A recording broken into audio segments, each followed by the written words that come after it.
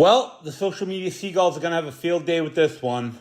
I'm back, but it's just a one-off episode, so you guys can settle down, relax, it's going to be okay. I wasn't even interested in doing another episode, but a few Minute fans reached out on Twitter and in person the last few months wanting the guy they nicknamed the Pope to return. But there wasn't anything going on in the KMS world that made hitting the record button a must. There just really wasn't. That changed with Jack Coleman being fired from the Kirk Minahan show. Kirk can call it a resignation to make himself feel good, but this was a mafia-style hit. I mean, what are we doing here? Kirk whacked him. And this was typical Kirk. Say on air that you're going to fire a guy or break that person to the point of quitting, and then play the not guilty role when that person leaves. He did this with Cullinane and Gus, and now with Coleman. All three quit on paper, but they were really whacked by Kirk. From an HR standpoint, Kirk's a genius, as Coleman technically quitting probably saves Barstool paying out unemployment. But this was a firing. Yes, Kirk is correct in his not being responsible for his employees getting to the studio or an event on time. He's absolutely right there. Coleman dropped the ball with the Canby Lake Park nonsense. But don't let Kirk fool you. He wanted Coleman out. And there was zero chance Coleman was coming back under the guidelines Kirk established after his suspension. I'm sure his family and friends also advised Coleman not to participate in this low-rent bit. All this suspension and potential return would have done was delay the inevitable firing. Coleman was done. It was over, and anyone with common sense knew it.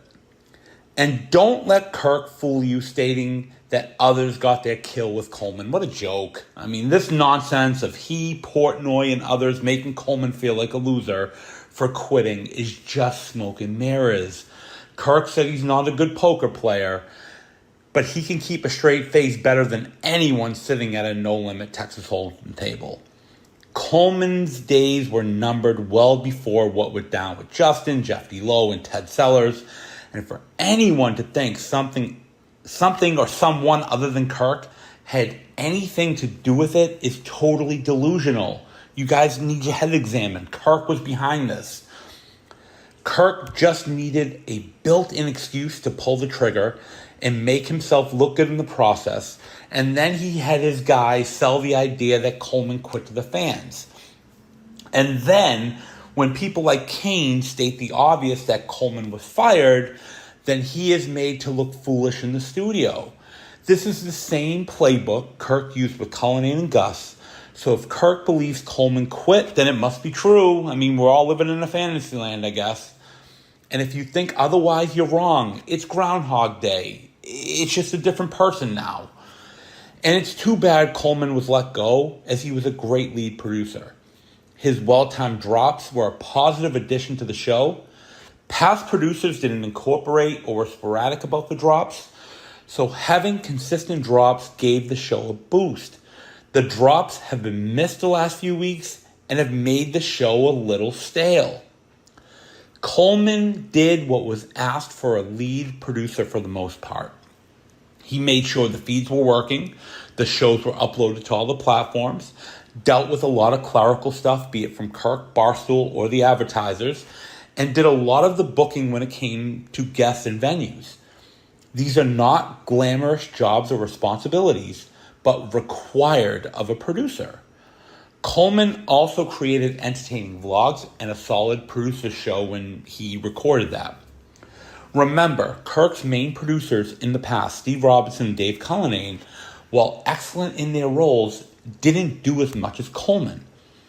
Steve never produced a live show, and most of his produced KMS episodes didn't have the live feed aspect to it. There wasn't YouTube. There wasn't Rumble. Think about that. And Coleman was better than Cullinane as a character, but Dave was pretty funny, and he did some good things in studio, but his work ethic was often questioned. Coleman did more than Steve and Dave to allow Gus and now Justin to do what they were hired for: create content. Gus wasn't great at it, but Justin has been spectacular with content, which only happens when you have a quality co-producer who takes care of the behind-the-scenes boring stuff. Hopefully Justin can keep the content going despite more responsibilities in being the senior producer. I mean, who knows what's going to happen with content now that Justin has this bigger role. Don't get me wrong, Coleman wasn't perfect, and a case could be made for him to get fired. His mistakes, lack of effort, and his clock management skills led to his demise. He dropped the ball with the 2023 Best Of along with Gus. Didn't have a great plan to resolve the studio internet issues a few months back, right around the start of 2024. And the show's Twitter account was a disaster. It took Don the jeweler and David from Maryland to save that account from being given its last rites. And Coleman was a little too laid back in Portland. Justin ran around like Mick Jagger at a Stones concert, while Coleman had the demeanor of someone on a Sunday walk. It wasn't a big deal to most, but that drove Kirk nuts, and he is lying to you if he said that didn't bother him. And Coleman was late to a lot of events which stopped being funny. These issues led to his demise, not what went down at Canopy Lake and with Ted Sellers. Don't be fooled. Don't give in to Kirk. And it's too bad Coleman didn't ingrain that if you're 15 minutes early, you're late mentality, as it probably would have saved his job. What bothered me about Coleman, and I'm a Coleman guy, was that he didn't stand up for himself, especially to Kirk. Cullinane and Steve fought back with Kirk. Justin does it. But Coleman was too timid to tell Kirk he was wrong. And there are a lot of cases where Coleman could have said that, and he didn't. We've all been there, though. I mean, Kirk's miserable to deal with when he's mad or he's upset with you. But people fight back with him. I did it in studio, and I think Kirk appreciates that. But for Coleman to lay down all the time was a bad look. Kirk needs people who aren't afraid to stand up to him. He wants his producers dedicated to the show, on time, making zero excuses when there are technical issues, and have the mind and drive to create content. Justin set the bar for what Kirk is looking for in a producer, as he lives and breathes KMS. Cullinane always had that built-in excuse of family as to why he didn't do a Kirk acid times, and Gus and Steve both had responsibilities away from the studio, not to the extent of Dave, but they always seemed to have outstanding commitments outside of the studio, which made them not do additional work that also didn't fly with Kirk. Coleman seemed different. He lived less than a half a mile from the studio, and from what we can tell, didn't have much going on in the state of Massachusetts or, in the Watertown area that made not going into the office an excuse. And Kirk noticed this.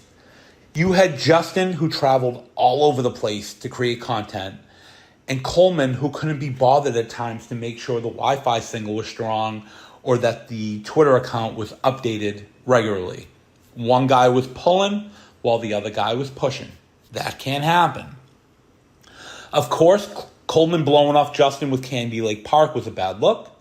If this was a one-off, then it's not a big deal. But this was a pattern of Coleman blowing off Justin or being late to events that wasn't going to change. And to do this on Kirk's dime as he was on the clock is terrible. No excuses. As for Ted Sellers, this was Coleman being extremely ignorant. You don't leave someone waiting for almost 2 hours. I mean, there's no need for that. But Coleman, being a selfish human being, had zero to do with producing. And this lunch was technically not on the clock, so Coleman being a prick to Ted shouldn't have led to his firing. Coleman was gone even if he was a decent human being and invited Ted to his apartment. I just think this was another built-in bit that was going on that made Coleman look bad, but he was already gone. And how could you not laugh at the bullshit question posed to Kirk on the Unnamed show last week if he would take Coleman back if he begged for his job back? Kirk would spend a week on a mass and cast in Boston before taking Coleman back. Especially because Kirk gave the dreaded line that anyone no longer on the show cringes to hear. I like Coleman. He's a good guy. This is Kirk saying he's done with you. He did it with his past producers and people like myself who are no longer welcomed on the show. This is Kirk's standard line when he's annoyed with a person, often over the smallest thing. He used the like term with people like Andy Mayo, Gig, Tim Rigels, John Pelletier, Dave Earl Hall, Kevin and Bristol, the Shaddocks, and myself. You haven't and won't see them or myself on the show much, if at all, anymore, because the word like in Kirk's language means you are on the outs with him. It's done. You don't have a chance. Not too many people get a second chance from Kirk, unless you're Mick. And I've seen a few places online where Kirk is being called a hypocrite for potentially hiring Mick to produce after Mick quit basketball and walked out of the studio a few months back. I feel Mick has been great in the producer's chair and will be a solid full-time addition to the show. He brings up good topics and stays out of the way, allowing Kirk and his guests to drive the show. And he'll figure out the drops and will give us new and refreshing ideas that can make the show better. The same can be said with John from Scranton, who should be given the chance if he wants to move. Yes, Mick cannot quit or walk out on anything anymore and obviously needs to move closer as part of the job. But for Mick to excel, he needs Kirk to get better with him. It's time to end the stale bits and treating him like an employee and not a whack packer. I mean, how many times will Kirk take us on this merry-go-round of talking about Mick's health and his family members? Jeff D. Lowe takes heat for bringing the show to a halt with his calls. I, for one, don't miss him calling, but that's more between him and I. But doesn't Kirk do the same with Mick? And the show just stops when he's talking about Mick's weight, for example. Yes, the show is built to make people feel uncomfortable, but Kirk has overkilled the Mick topics to a point where it's a buzzkill. It's time for Kirk to move on with Mick's family and his health and let him cook, as he's a wonderful talent who brings more to the table if allowed. And so what if Mick is tame behind the glass and doesn't laugh? His job is to make sure the show sounds good and runs without issues. We don't need the Don Rickles routine from Mick.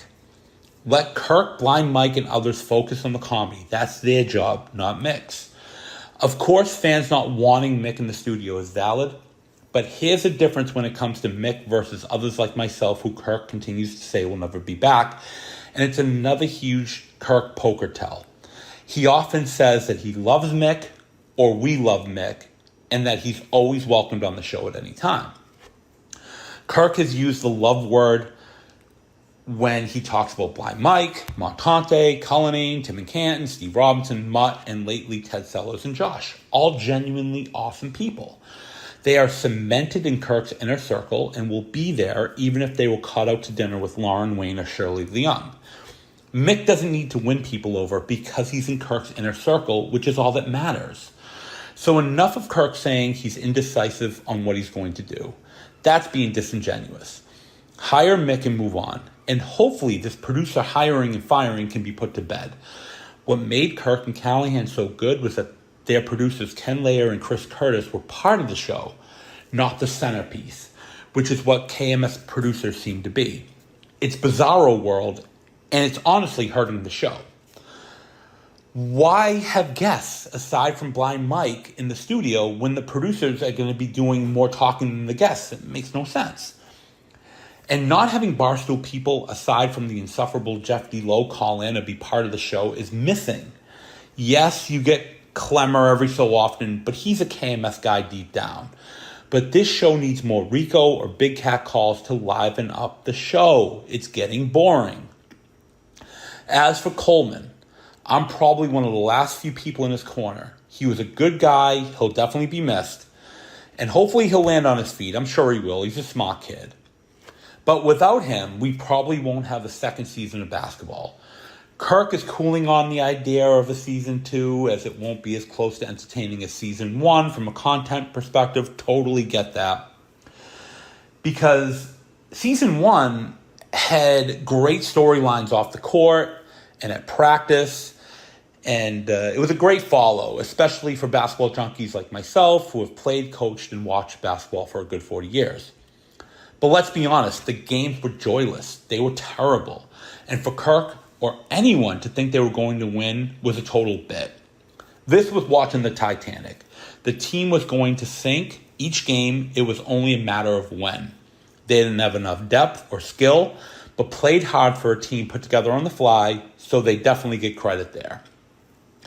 And Kirk mentioned open tryouts for season 2.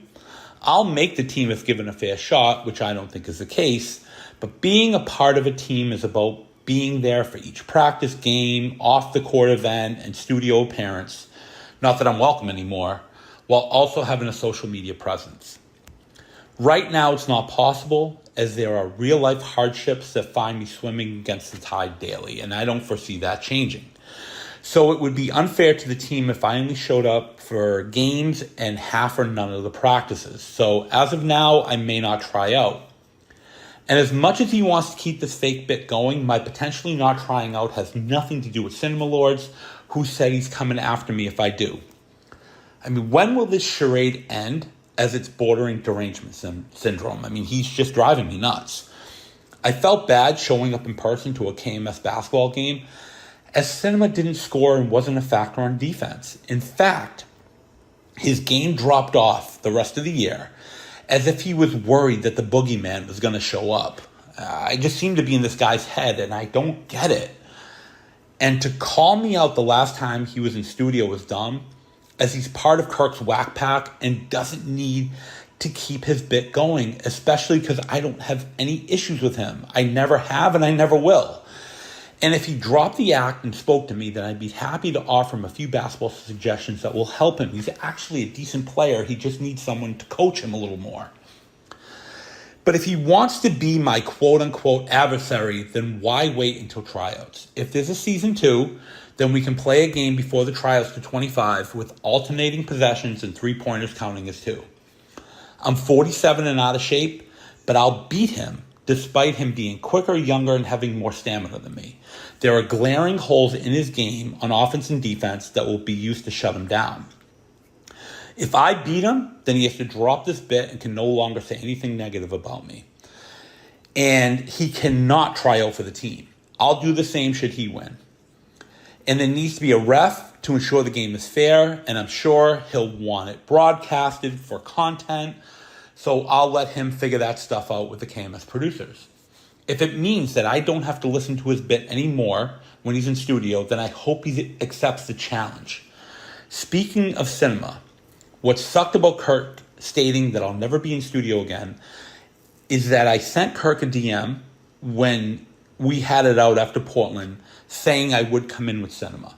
I moved a bunch of appointments to be there, but figured Kirk was no longer interested, especially when Alice Shattuck was booked in my place.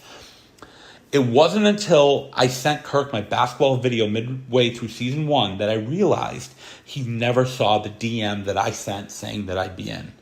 Live and learn, I guess. But man, it would have been great to be in the studio defending Coleman the last few weeks. I would have went to bat for that kid more than he went to bat for himself. Maybe I can be back in the studio down the road if the time is right and Kirk will have me, but the skip made it clear I'll never be in there again, and while myself and those who reach out to me feel different, I have to respect this.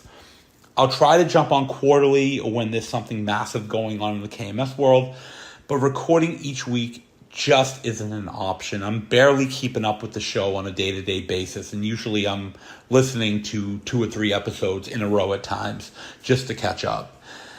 And I don't think I'll be in Saco, but won't know that for sure until we get closer to the date. So for those of you going, have a great weekend. It should be a lot of fun. Until then, stay well, be good to the ones you love, and I'll talk